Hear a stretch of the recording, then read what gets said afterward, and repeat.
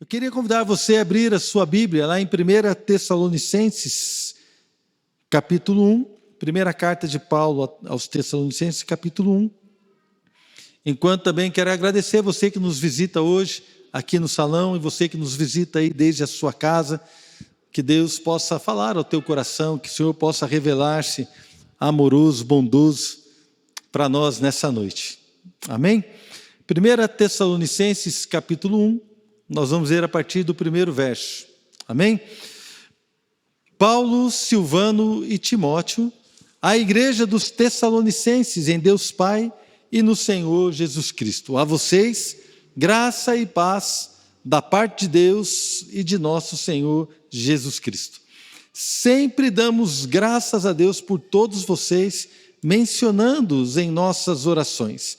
Lembramos continuamente, diante de nosso Deus e Pai, o que vocês têm demonstrado. Um trabalho que resulta da fé, o esforço motivado pelo amor e a perseverança proveniente da esperança em nosso Senhor Jesus Cristo. Sabemos, irmãos, amados de Deus, que Ele os escolheu, porque o nosso Evangelho não chegou a vocês somente em palavra, mas também em poder, no Espírito Santo e em plena convicção. Vocês sabem como procedemos entre vocês em seu favor. Pai, obrigado a Deus por este tempo, obrigado pelo privilégio que tivemos de adorar o Senhor, de ministrar canções, de poder, ó Deus, demonstrar ao Senhor toda a nossa gratidão, o Senhor, em momentos de louvor e adoração. Sabemos que também este é o momento que o Senhor derrama da Tua graça sobre a igreja, sobre nossas vidas. Separamos este tempo. Ó Deus, é um tempo que separamos para estarmos juntos como igreja na Tua presença. Pai, é um tempo que nós separamos para ouvir e para sermos edificados pela Sua palavra. Portanto, nós clamamos ao Senhor, pedimos ao Senhor, fala conosco. Que este tempo, Pai, não seja perdido, pelo contrário, qualquer tipo de distração, qualquer tipo, Deus, Pai, de roubo do tempo, da atenção, caia por terra em nome de Jesus e que a bênção do Senhor seja derramada sobre a igreja em nome do Senhor Jesus. Amém. Amém, queridos?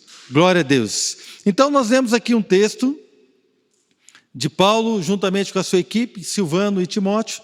Silvano é o mesmo que o livro de Atos chama de Silas, é a mesma pessoa, Silvano ou Silas. Então Paulo, juntamente com a sua equipe, escreveu para a igreja que estava lá em Tessalônica. Então nós vemos aqui que, entre outras coisas, eles estavam alegres, oravam por aquela igreja, e todas as vezes que eles oravam pela igreja, eles lembravam de algo. Então no versículo 3, aqui eles afirmam do que é que ele lembrava. Vamos ver novamente o versículo 3 de 1 Tessalonicenses capítulo 1. Lembramos continuamente diante de nosso Deus e Pai o que vocês têm demonstrado. O trabalho que resulta da fé, o esforço motivado pelo amor e a perseverança proveniente da esperança em nosso Senhor Jesus Cristo.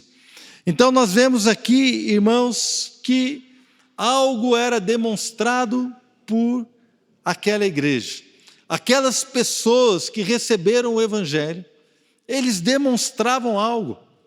O Evangelho não chegou a eles apenas em palavras, mas o Evangelho causou neles uma transformação ou uma resposta àquilo que havia sido ministrado para eles. Amados, então nós olhamos que o Evangelho ele dá fruto. Quando Paulo escreveu aos Colossenses, ele escreve assim: olha, o Evangelho chegou até vocês, por todo o mundo este Evangelho vai frutificando e crescendo. Então hoje eu queria falar sobre o Evangelho que frutifica. Irmãos, nós precisamos apresentar frutos na nossa vida. Os frutos precisam ser colhidos por aqueles que estão ao nosso redor. Porque o Evangelho, irmãos, é a boa notícia, é a boa nova, são as boas notícias de salvação, de cura, de libertação, a boa notícia de que Deus nos amou, embora nós sejamos pecadores, a boa notícia é que o Senhor Jesus, Ele se fez homem, Deus Todo-Poderoso se encarnou, nasceu de uma virgem. E ele cresceu, andou em santidade e se entregou como o Cordeiro de Deus que tira o pecado do mundo. Ele foi pendurado no madeiro. Quando Paulo escreveu aos Gálatas, diz que no madeiro ele levou toda a nossa maldição, porque está escrito: maldito todo aquele que for pendurado no madeiro. Então ele levou sobre si a nossa maldição. Ele levou sobre si o castigo. Isaías 53 diz: o castigo que nos traz a paz estava sobre ele. Paulo, quando escreve aos Colossenses, ele diz: olha, ele nos libertou do império da morte, nos transportou para o reino do Filho do seu amor, onde nós temos a redenção, a remissão dos nossos pecados. Ou seja, amados, o Evangelho é uma ótima, uma excelente, embora diga aqui que o Evangelho, a tradução literal são boas notícias. O Evangelho é uma notícia, irmãos, inigualável. Não tem nada que se compare à notícia de que os seus pecados foram perdoados.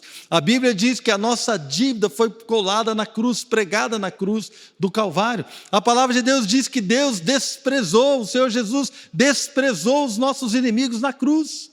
E toda a ordenança que nos era contrária, todo escrito de dívida foi cravado na cruz. E ali o Senhor Jesus triunfou sobre as trevas, amém, irmãos? Não apenas isso, mas ele ressuscitou. E ao ressuscitar, então, ele recebeu toda a autoridade do Pai. Ao ressuscitar, ele nos justificou. Então, amados, a obra do Senhor foi completa. Ele não apenas morreu pelos nossos pecados, mas ressuscitou para a nossa justificação. Então, hoje, eu e você somos feitos justos diante de Deus por causa do Evangelho do Senhor. Irmãos, isso é maravilhoso. Mas este Evangelho, ele precisa então gerar algo em mim, gerar algo em você e dar fruto nas nossas vidas. Paulo escreveu aos Colossenses: olha, esse Evangelho tem frutificado em todo lugar. E ele falou que ele via, nós vamos aqui no versículo 3, que sempre lembramos de vocês, porque nós temos visto que vocês têm demonstrado algumas coisas.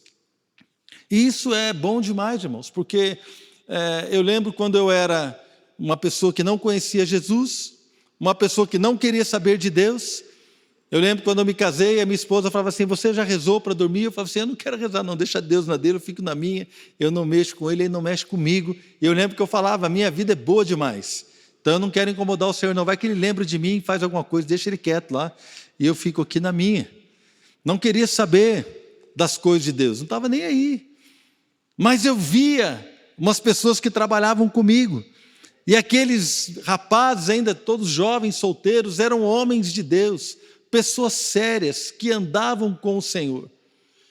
E eu também tinha muitos amigos que estudavam comigo, que trabalhavam comigo. Eu lembro de alguns amigos que estudavam comigo na faculdade, que se diziam cristãos, crentes, evangélicos, mas não tinham na sua vida uma conduta santa, não tinham frutos para demonstrar. Mas havia alguns que eu conhecia.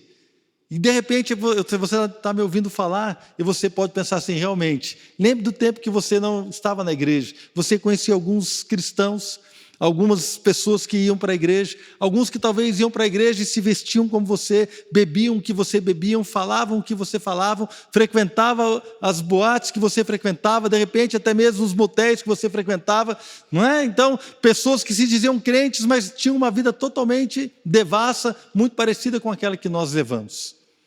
Mas eu e você também conhecemos pessoas que se diziam cristãos e eram pessoas que faziam a diferença. Eu lembro, irmãos, de uma pessoa que chama Roseli, na minha 7ª série, e faz tempo, irmãos, eu estou com 55 anos, se eu for fazer as contas aqui não vai caber, não sei nem quanto tempo faz, mas faz muito tempo. Na 7ª série eu lembro, hoje em dia tem muito evangelho, naquela época não tinha. Naquela época é bom, não, faz tempo mesmo. Naquela época não tinha, eram raros os evangelhos, era um ou outro. Na escola não tinha ninguém. Então eu lembro da Roseli, uma menina que andava em santidade, não falava um palavrão, ela não ficava com ninguém. Ela era uma mulher que andava com Deus. E aquela menina, uma jovenzinha, devia ter seus 12, 13 anos. Aquela menina marcou minha vida, fez diferença. Porque eu olhava para ela e falava assim: ela é diferente. E há pouco tempo atrás, depois que eu me converti, já era pastor, eu a encontrei. Fui numa feira perto de casa, ela estava lá, eu pude conversar com ela. Eu falei assim: olha, a sua postura lá na 7ª série marcou a minha vida. E ela estava junto com a filha dela, né? E ela ficou tão agradecida. Olha, Marcelo, que legal, que testemunho. Irmão, sabe por quê? Porque você consegue enxergar as coisas. Então, quando você não anda com Deus, a igreja precisa demonstrar os frutos de pessoas que realmente foram transformadas e mudadas. Quero dizer para você que talvez você seja a única Bíblia que o seu vizinho vai ler. Talvez você seja a única Bíblia que o seu cunhado, que não quer saber de Deus, mas a única Bíblia que ele vai ter contato e nunca vai pegar. Irmãos, eu nunca peguei uma Bíblia, peguei uma vez só, que eu lembro do meu trabalho, que esses irmãos, que na época eu era totalmente mundano, eles me deram um trecho de Mateus para ler. Só isso que eu lembro que eu peguei na Bíblia, uma vez que eles me deram a Bíblia aberta para ler, que é a história da crucificação de Jesus e ressurreição. Eu lembro que eu li, devolvi para ele, falei assim, para mim é uma história e não fazia diferença para mim. Por exemplo, só dessa vez, eu nunca havia pegado numa Bíblia, mas tem pessoas que nunca vão pegar numa Bíblia, mas você vai ser a Bíblia para eles, uma carta viva de Deus para a sociedade. A sua vida, a sua família, a sua conduta, os frutos que eu e você damos podem fazer total diferença na vida de alguém. Irmãos, é isso que Paulo está dizendo, que ele viu os frutos que esses irmãos demonstravam. Também posso trazer para nós, e nós vamos aqui hoje trabalhar essas 3 coisas que Paulo e a sua equipe, Silas e Timóteo, disseram. Olha, nós lembramos do trabalho que resulta da fé, nós lembramos aqui do esforço que foi motivado pelo amor e também lembramos da perseverança proveniente da esperança em nosso Senhor Jesus Cristo. São 3 coisas que aquela igreja apresentava, que nós como igreja também podemos apresentar. Eles não eram melhores do que nós, eles eram iguais a nós, sujeitos às mesmas lutas, sujeitos aos mesmos sentimentos. Talvez muitos deles tinham um problema financeiro, com certeza muitos deles tinham problemas familiares, tinham dificuldades de relacionamento, muitos deles tinham questões de dúvidas sobre Deus, sobre a igreja, sobre várias coisas, muitos deles tinham várias questões e várias dificuldades que eu e você também temos, mas isso não os impediu de que Deus os alcançasse de tal maneira que a vida deles fosse transformada, que a vida deles fosse totalmente reformulada e que frutos pudessem ser colhidos na vida desta igreja, na vida desses irmãos. Então, quando eu leio isso, eu falo assim, Senhor, eu também posso viver isso. Deus não faz acepção de pessoas, amém, irmãos? Deus não faz diferença entre pessoa e pessoa, mas todos aqueles que o amam, todos aqueles que o buscam, e Deus ama todos de igual maneira, Deus não faz diferença. Nós podemos viver isso, nós podemos viver esta realidade. Nós não apenas podemos, mas eu creio, irmãos, como pastor, que nós devemos buscar isso. Desfrutar daquilo que Deus fez, desfrutar do seu amor, desfrutar da sua graça. Então, quando eu olho para isso, para os frutos da igreja, eu vejo então uma igreja que dava frutos e as pessoas, muitas vezes, que não conheciam a Deus, eram tocadas por esses frutos. Mas eu também enxergo pessoas, irmãos, como nós, que estamos aqui hoje, quase 2000 anos depois, lendo isso daqui, entendendo que eu e você podemos viver estas verdades em nome de Jesus, amém? Deixa eu pedir para alguém pegar o meu blazer aqui, irmãos, por favor. Obrigado, Deus. Não é frio que está fazendo, irmão, é falta de mexer, né? Falta de trabalho. Quando você começa a mexer, irmão, o frio vai embora. Amém?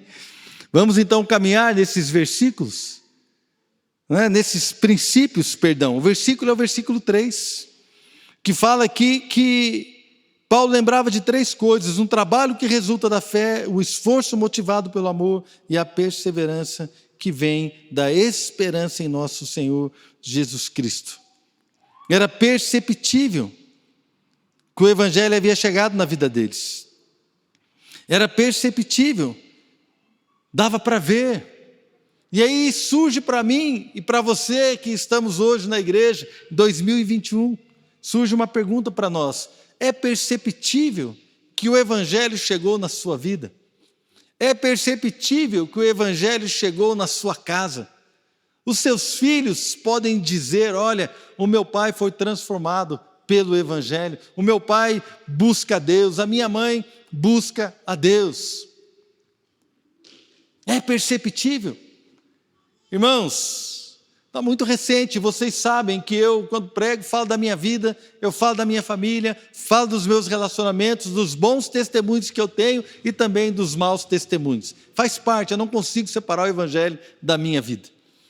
Então está muito recente, eu lendo ali o Instagram, achei ali as filhas do pastor Fernando fazendo homenagens ao pai que faleceu. E uma delas falando assim: pai, todo dia era dia de alegria.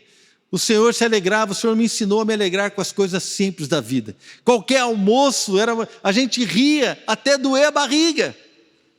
A lembrança que ela tem do pai, que ela vai carregar, é de uma pessoa alegre, uma pessoa que a fazia rir, que era divertida, que era para cima. Pai, o Senhor me ensinou a amar a Deus. Eu lembro de um dia que o Senhor convidou um casal para estar na sua casa. A mãe convidou e ali a mãe relatou algumas dificuldades de relacionamento, porventura. Irmãos, esse casal era eu e a Adriana. Ela não falou, mas eu estou falando aqui, esse casal era eu. Eu lembro desse dia, que a pastora Valdirene, na época, a gente não era pastor, nem eles, novos convertidos, e nós fomos lá, e a gente estava responsável por cuidar daquele casal. Então ela colocou um monte de dificuldades que eles estavam tendo ali no começo de casamento, no começo da sua conversão. E o pastor Fernando, irmãos, embora tenha aquele jeitão, ele era muito bravo, era nervoso naquela época, bravo. Então a pastora Valdirene falou tudo que tinha que falar, e nós conversamos com ele, exortamos, fomos sérios com ele. E aí a pastora Valdirene, eles moravam no fundo de uma casa, assim, numa edícula que era sobradada, e até lá, fomos assim no corredor, irmão, até chegar lá na frente. Ela foi lá abrir o portão para nós, ele ficou em casa, e ela ficou preocupada, assim: a hora que eu voltar, agora que o Marcelo e a Adriana estão indo embora, a hora que eu entrar em casa, o Fernando vai brigar comigo.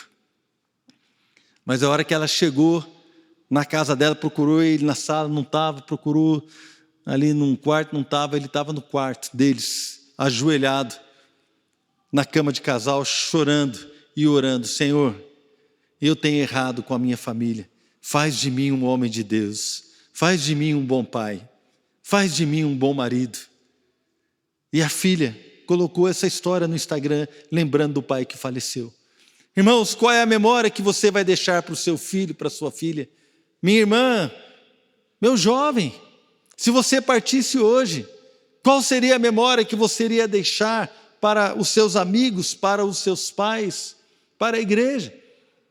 Qual é o nosso legado? Qual é o fruto? Qual é a nossa atitude que marca pessoas, que marca histórias, que mostra realmente que o Evangelho chegou na nossa vida? Eu quero dizer algo para você: desde o dia que eu entreguei a minha vida ao Senhor Jesus, eu nunca mais fui o mesmo. Ele me tomou por completo, eu sou apaixonado por Ele. Irmãos, eu errei, eu pequei, eu caí, eu tive dificuldades, eu maltratei a minha esposa, eu errei com as minhas filhas, mas eu sempre busquei a Deus, clamando e confiando na sua misericórdia, e até que o Senhor nos ajudou. Eu quero perguntar para você: o Evangelho tem tocado a sua vida, tem transformado a sua vida? Qual é o fruto que é colhido em nós? Primeira coisa que diz aqui: o trabalho que resulta da fé, no versículo 3. Essa palavra grega, que é traduzida por trabalho, também tem outras traduções em outros textos. Ela pode ter o significado de atitude, de uma tarefa, de uma ação e de uma obra. Lá em Marcos capítulo 14, quando uma mulher derramou o perfume sobre a cabeça de Jesus e as pessoas reclamaram, então essa palavra foi traduzida da seguinte forma: Jesus disse: deixa-na em paz. Por que estão perturbando? Ela praticou uma boa ação. Essa palavra foi dita: ela praticou uma boa atitude, uma boa ação para comigo. Jesus, conversando com Nicodemos, ele diz: este é o julgamento. Lá em João, capítulo 3, a luz veio ao mundo, mas os homens amaram as trevas e não a luz, porque as suas obras eram más. Essa palavra que diz de um trabalho, que é resultante da fé, um trabalho que resulta da fé. Aqui ela é traduzida como obras, as suas obras eram más, ou seja, aquilo que você faz tem a ver com a sua vida, tem a ver com a sua conduta, tem a ver com um conjunto de atitudes que você e eu tomamos. É desse trabalho, ou seja, as atitudes, as obras, as minhas realizações, aquilo que eu faço, que deve resultar da fé.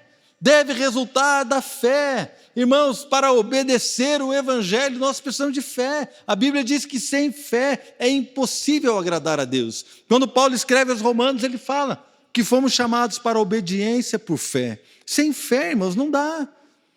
Então, querido, é impossível alguém obedecer a palavra se ele não tiver fé, acreditar que isto é o melhor para a vida dele, acreditar que Deus te amou a tal ponto de morrer por você numa cruz. Então, as direções que ele dá na palavra, as situações que ele nos ensina, a palavra que nos molda, as direções que são dadas na palavra, eu e você precisamos obedecer por fé. E acreditar, irmãos, então, quando eu creio que isso aqui é uma obra de amor, uma carta de amor para mim, então eu obedeço com alegria, porque as obras que resultam da fé, elas são diferentes das obras da carne. As obras que resultam da fé são diferentes das obras que resultam da incredulidade. As obras que são resultado da fé, elas são completamente diferentes das obras que não têm nada a ver com Deus. Então é impossível alguém não notar que você está cheio de Deus, que Deus fez algo na sua vida, que Deus mudou a sua história, que Deus mudou o seu linguajar, que Deus mudou a sua maneira de pensar, que você antes olhava a família de um jeito e você hoje olha a família de outro jeito. Antes você olhava o casamento de uma forma e hoje você olha de outra forma. É impossível, irmãos, as pessoas não notarem que você é uma pessoa diferente. Sabe por quê? Porque quando alguém pratica obras de fé, fica notável que essa pessoa é um homem de Deus. Não tem como, querido. Outro dia eu fui entregar uma encomenda num lugar, numa transportadora, e a hora que eu cheguei para entregar, a moça que me atendeu era noiva. Eu senti dar uma palavra para ela, então a hora que ela esticou a mão assim, eu vi uma aliança na mão direita dela. Eu falei assim, olha, desculpa perguntar, você está noiva? Estava ela e a colega dela. Ela fez uma cara assim, estou, como se ela fosse culpada de algo. Estou, né? Aí eu falei assim, eu quero te dizer algo que talvez poucas pessoas te digam. Eu estou casado há mais de 30 anos. Foi a melhor coisa que eu fiz na minha vida, foi casar e construir uma família. Eu quero dizer para você, casar é uma bênção. Casar é maravilhoso. Olha, invista na sua família, invista no seu marido, invista no seu relacionamento, você vai ver como Deus abençoou o casamento. E as duas ficaram surpresas, ela falou assim, realmente, ninguém fala isso para mim, todo mundo fala para eu pular fora.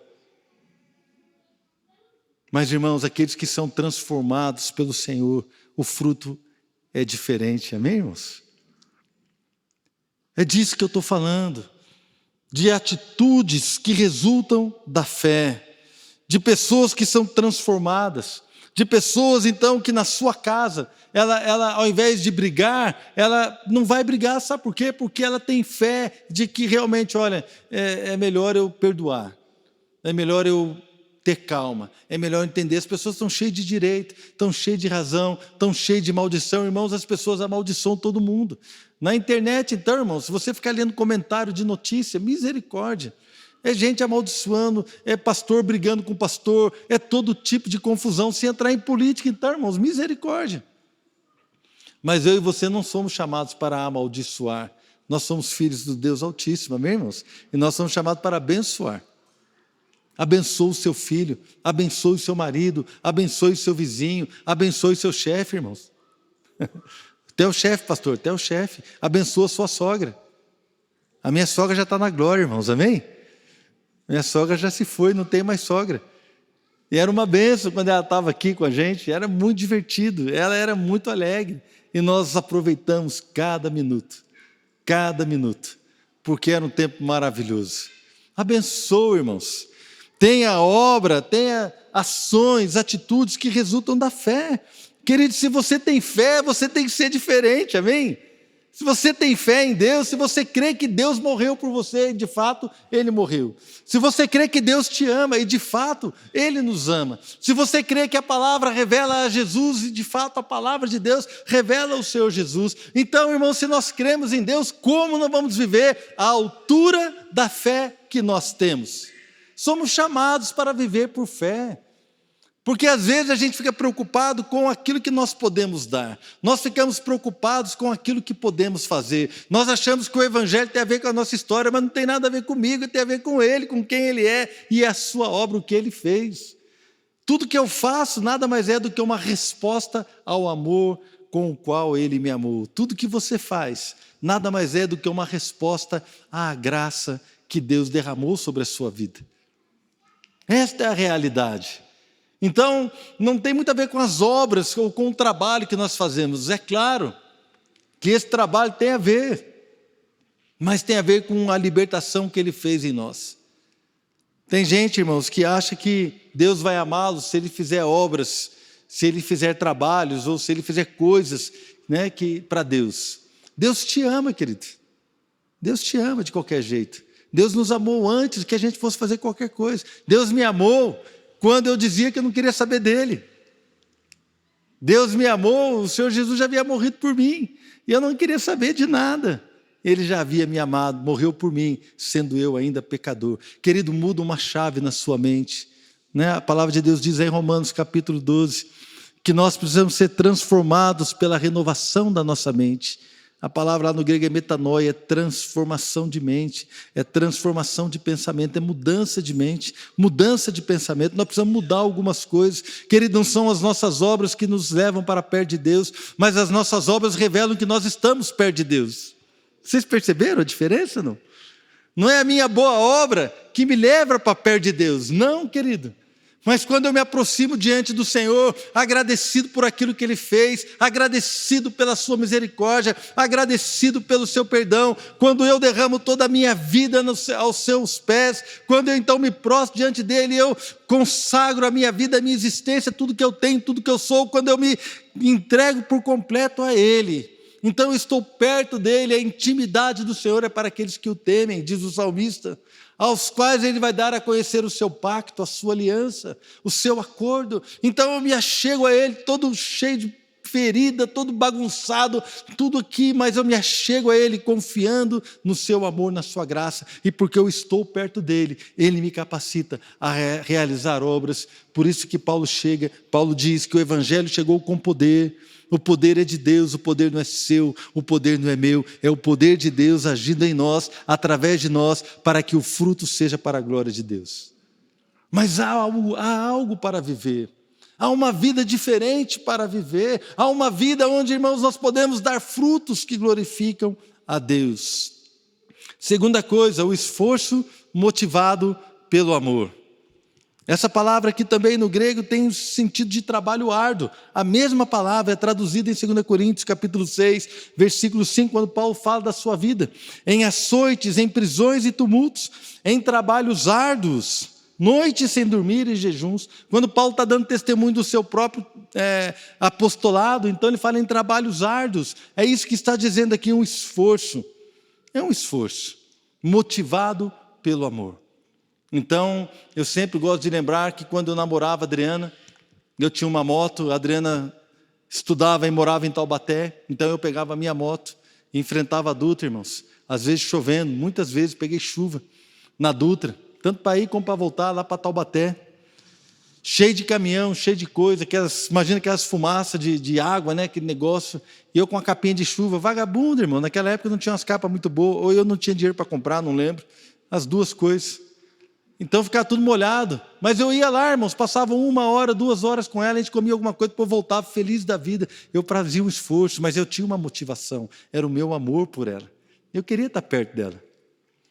Então, quando você ama, você é motivado a fazer coisas que as pessoas não fazem.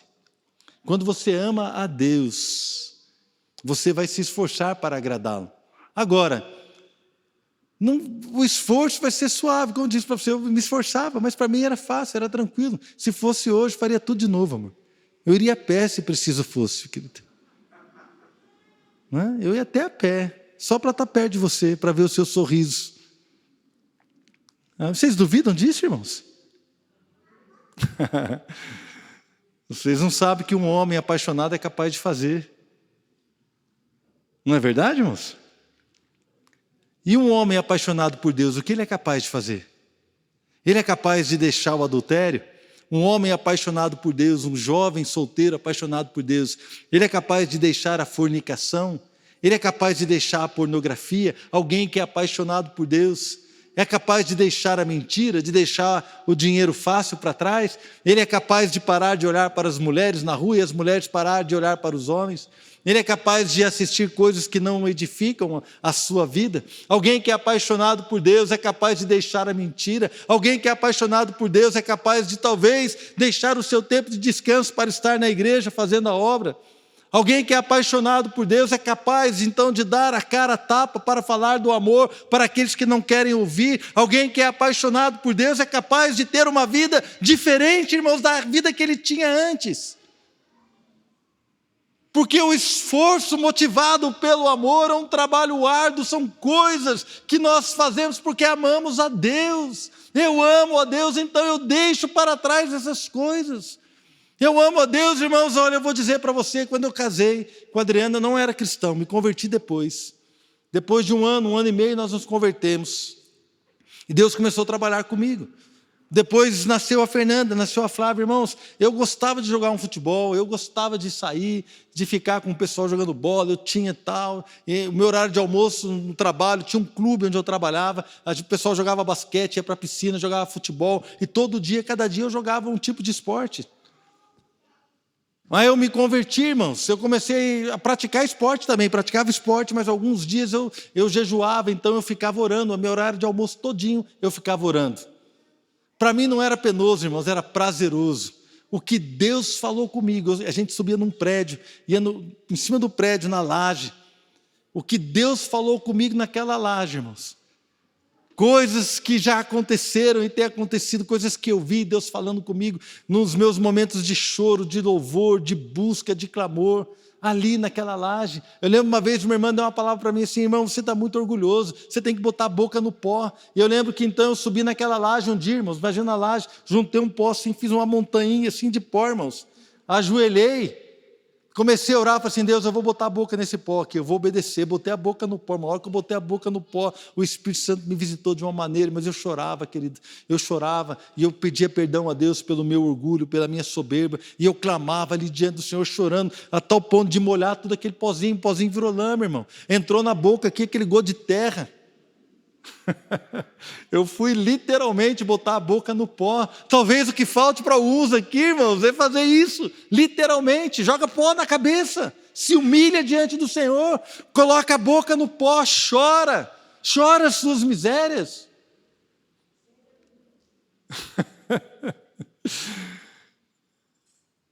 Sabe o que falta para nós, queridos? É chorar as nossas misérias, as nossas dificuldades, as nossas limitações.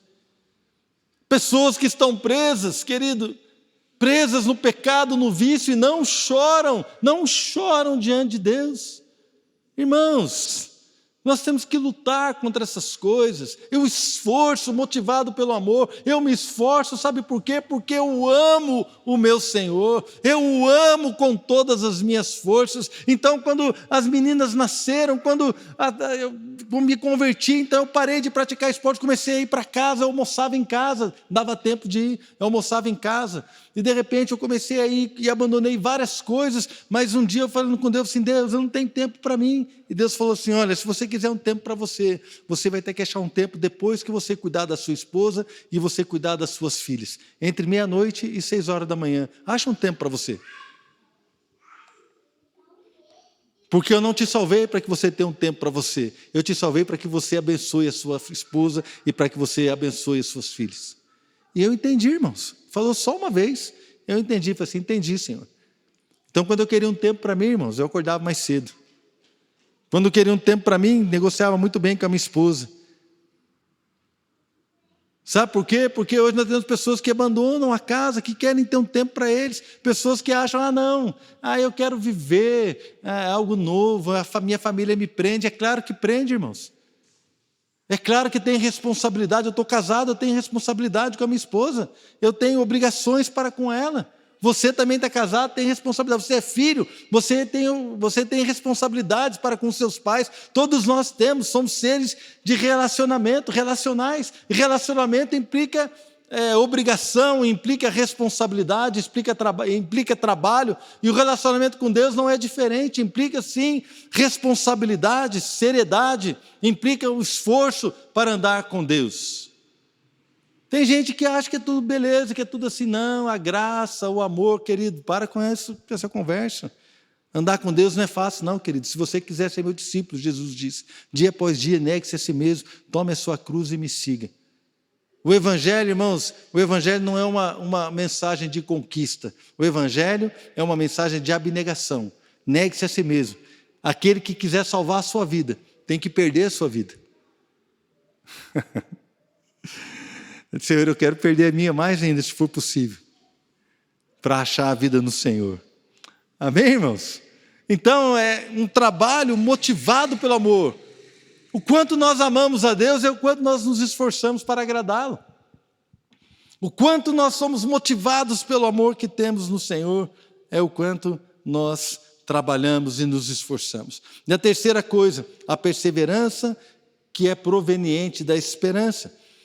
Então nós esperamos que o Senhor Jesus volte e Ele vai voltar, sabemos disso. Sabemos também que vamos enfrentar o julgamento naquele dia. Então a perseverança, ela nos leva a continuar trabalhando pela fé e também nos leva a continuar nos esforçando, motivados pelo amor. Quando Jesus estava explicando a parábola do semeador, lá em Lucas 8,15, ele diz: as sementes que caíram na boa terra são aqueles que com um coração bom e generoso ouvem a palavra, retêm a palavra e dão fruto com perseverança. Ou seja, a perseverança faz com que a gente continue dando fruto. Então aquela igreja, irmãos, ela apresentava um trabalho, atitudes, uma ação que resultava da fé que eles tinham. Eles também se esforçavam, motivados pelo amor, então eles tinham uma vida com Deus, eles eram motivados pelo amor de Deus, motivados pelo amor que era derramado no coração deles, e eles trabalhavam com alegria. E eles também eram perseverantes. Quer saber de uma coisa, irmãos? Eu quero ter isso na minha vida. Frutificar não é um peso, uma obrigação. Dar fruto como crente é um privilégio. Às vezes a gente acha que, então agora o pastor pregou, eu tenho que mudar minha vida, eu tenho que dar fruto, eu tenho que parar com isso, eu tenho que parar com aquilo. Não, querido, não olhe dessa forma. Olhe como um privilégio de servir a Deus, de você ser alguém diferente, de você fazer a diferença nesta geração. O maior privilégio que existe na vida de um homem, de uma mulher, é servir ao Deus Todo-Poderoso, Criador dos céus e da terra. Ele é Deus, Ele sustenta o universo com a sua palavra, com o seu poder. Ele criou você, Ele confiou a você, irmãos, a palavra de esperança, Ele confiou à igreja, o poder, Ele confiou a nós, querido, uma vida transformada, o seu Espírito habita naqueles que creem. Irmãos, então nós somos pessoas totalmente diferentes, nós somos extraterrestres andando sobre a terra para fazer a diferença aqui. Falar com os meninos aí que gostam, viu aqueles filmes lá de super-herói, né? Super-homem veio aqui para a Terra, ele é totalmente diferente, ele é extraterrestre, ele tem poderes extraordinários, então ele vai salvar a Terra. Eu quero dizer para você, irmãos, eu e você somos pessoas melhores que o super-homem. Talvez não tenhamos aquele raiozinho laser do nosso olho, talvez não tenhamos a força que ele tem, mas nós podemos fazer o que ele não pode. Nós podemos pregar ao Deus Todo-Poderoso, mostrar para as pessoas que elas podem ser perdoadas, mostrar para as pessoas que elas podem se relacionar de uma maneira diferente, totalmente livres, perdoadas, restauradas, curadas. A maldição vai embora, o pecado vai embora, e eu e você temos esse privilégio de salvar a humanidade, através da palavra que você tem dentro de você, no seu coração. Agora, se você ama a Deus, se nós amamos a Deus, nós vamos nos esforçar porque nós o amamos. Deixa este amor fluir da sua vida de uma maneira diferente. Irmãos, frutificar não deve ser encarado como uma obrigação, mas como uma bênção. Frutificar para você está sentindo agora, obrigado, agora eu tenho que fazer e tal. A última coisa que eu gostaria que você sentisse era uma acusação. Nossa, agora está vendo, minha vida está errada. Não, eu não quero que você se sinta acusado. Eu quero que você se sinta inspirado. Espera aí, tem essa vida? Esses irmãos alcançaram isso? Eles não são diferentes de mim, a família deles também tinha problema, mas eles alcançaram este nível, eu também quero alcançar. Então, querido, seja inspirado pela palavra, a alcançar aquilo que Deus tem para nós, a alcançar aquilo que o Senhor comprou para nós com a sua própria vida, com o seu próprio sangue. Ele comprou para mim e para você uma vida diferente, diferenciada. Então não é uma obrigação, não é um peso, não é simplesmente uma responsabilidade, mas é uma bênção. É uma bênção. Paulo fala assim: olha, eu prego o evangelho, pesa sobre mim essa obrigação, mas eu faço isso com alegria, porque se eu não tivesse alegria, era só obrigação. Não, mas eu não quero só obrigação, eu quero fazer isso com alegria. Queridos, viva a sua vida cristã com alegria. Quem não gostaria de ter uma fé que faz com que nós venhamos a ter ações, realizações que glorificam a Deus, que vão edificar a nossa vida, que vão abençoar a nossa família? Quem não gostaria de ter essa fé? Se nós já cremos em Jesus, por que então não podemos viver livres para que as nossas atitudes sejam consequência de uma fé num Deus Todo-Poderoso? Quem não gostaria de esforçar-se sendo motivado pelo amor? Uma coisa, irmão, tem gente que se esforça, acorda 4 horas da manhã, vai, pega um ônibus, vai para a fábrica, depois volta, quer se esforça pelo salário que ele recebe no final do mês. E está certo, tem que se esforçar mesmo, mas muito mais, irmãos. Nós podemos nos esforçar para que os nossos filhos recebam algo de Deus, para que a nossa esposa, nosso marido, para aqueles que estão ao nosso redor, recebam algo de Deus. Um esforço motivado pelo amor. É o mesmo esforço que Jesus fez quando ele subiu na cruz, irmãos. Jesus foi motivado pelo amor. Ele foi ali no Getsêmani e ele orou e falou assim: Senhor, se for possível, passa de mim esse cálice. Mas que não seja feita a minha vontade, mas a tua. E a Bíblia diz que a angústia foi tanta que o seu suor se tornou em gotas de sangue. O suor de Jesus, enquanto ele pensava na agonia que ele ia passar naquela cruz, o seu suor se tornou em gota de sangue. Ele suou sangue por mim e por você. Eu não sou digno disso. Eu não sou digno de que alguém se esforçasse a tal ponto por mim, para que eu pudesse ser salvo. Mas ele se esforçou, e qual foi a sua motivação? Ele foi motivado pelo amor. Irmãos, nós precisamos entender isso e buscar amar a Deus de tal forma que nós vamos então fazer qualquer coisa para que Ele seja glorificado. E perseverar, irmãos, quando nós temos a esperança de que o Senhor Jesus vai voltar, que nós encontraremos com Ele, nós vamos perseverar com alegria e com constância. Perseverar em fazer aquilo que o Senhor tem nos chamado. Quero te fazer uma pergunta. O que as pessoas iriam escrever na rede social hoje se você partisse para estar com o Senhor? No Facebook, no Instagram? Antigamente a gente pensava assim: o que será que vai estar escrito na minha lápide, né? Agora ninguém mais lê lápide, irmão, de cemitério. As pessoas agora lêem Instagram e Facebook. O que escreveriam? O que falariam? O Evangelho chegou com poder na nossa vida. Qual é o legado que nós temos para deixar? Amém? Eu queria que você fechasse os teus olhos, para que você pudesse então meditar naquilo que o Senhor está falando a nós hoje, a igreja hoje.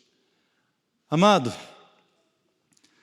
não deveria ser uma acusação, e não é uma acusação.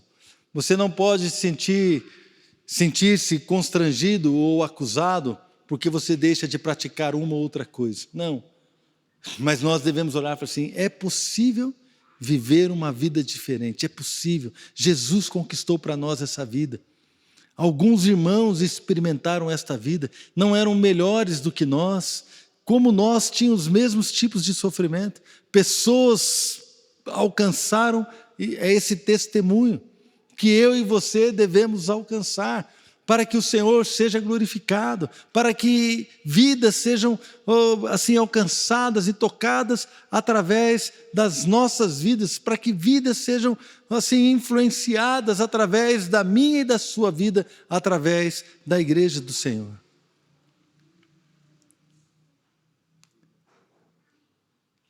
Amém, queridos?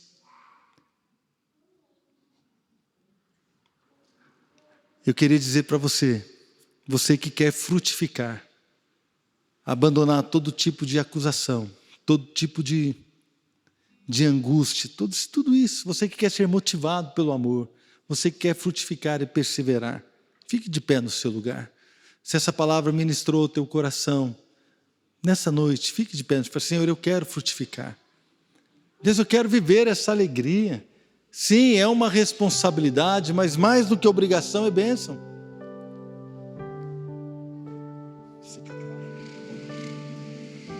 Mais do que obrigação é bênção.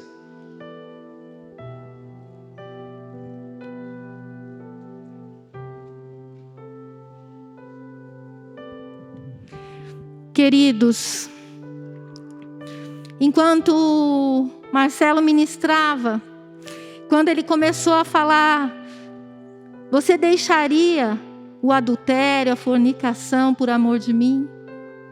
Eu comecei a ouvir. Eu acho que Deus permitiu ouvir alguns corações que têm querido muito ser transformados, ser libertos, mas falam assim, eu gostaria, mas eu não consigo. Eu não consigo. Eu me sinto preso na pornografia.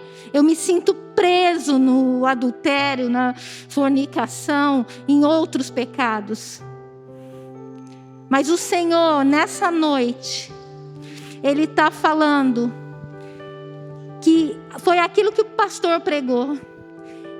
Chore, clame. Na luta contra o pecado, nós temos que ir até o sangue. Ele é socorro bem presente. Ele é libertador. Quando Jesus abriu aquele livro, Ele falou, o Espírito do Senhor está sobre mim, pelo que me ungiu para proclamar libertação ao cativo, dar vista aos cegos e pôr em liberdade os algemados. Se você tem vivido debaixo de algum cativeiro, coisas que você quer ser transformado, às vezes não são grandes pecados, às vezes você quer, como foi falado hoje, eu quero simplesmente ser um bom pai, eu não consigo. Eu quero ser uma boa esposa, eu não consigo.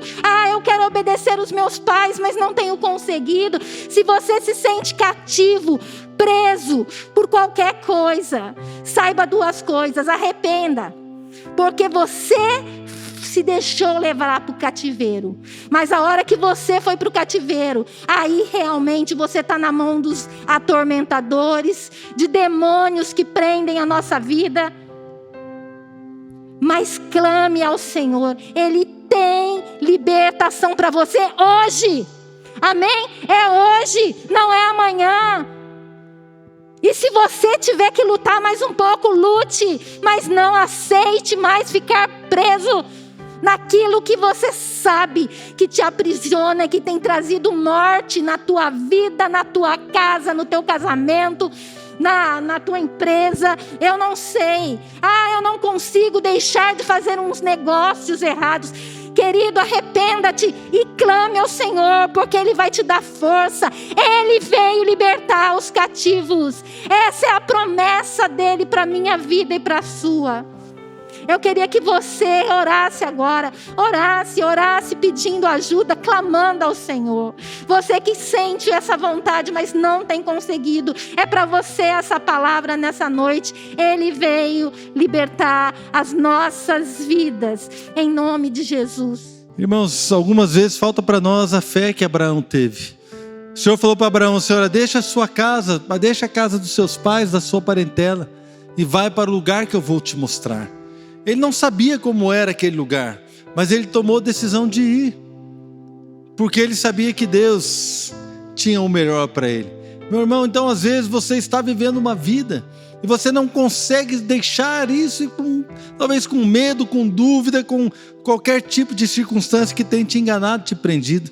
Mas se você tiver fé, fala, Senhor, eu vou abandonar isso aqui, eu vou sair deste lugar e vou para o lugar que o Senhor está me mostrando. Eu tenho certeza que o Senhor vai te conduzir para lugares abençoadíssimos, amém, irmão?